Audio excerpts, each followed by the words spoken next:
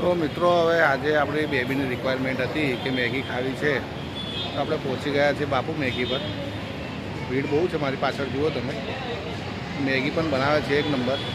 Maggi સાથે બીજી બધી ઘણી આઈટમ બનાવે છે.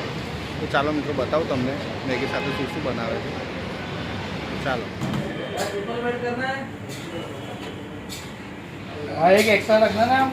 रास्ता कौन सा है? दो व्हाइट सॉस है। दो व्हाइट सॉस है।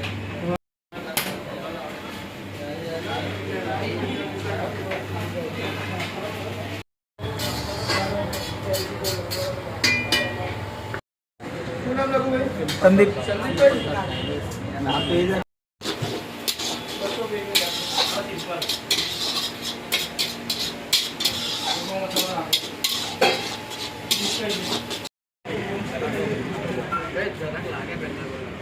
અમીષા કેવી લાગે છે ગાર્લિક બ્રેડ?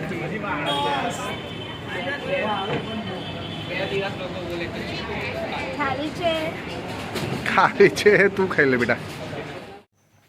તો આ છે મિત્રો બાપુ મેગીનું બોર્ડ છે. રોડ પરથી તમને દેખાઈ જશે અને પબ્લિક પણ દેખાઈ જશે, કેમ કે ભીડ જ એટલી હોય છે ત્યાં.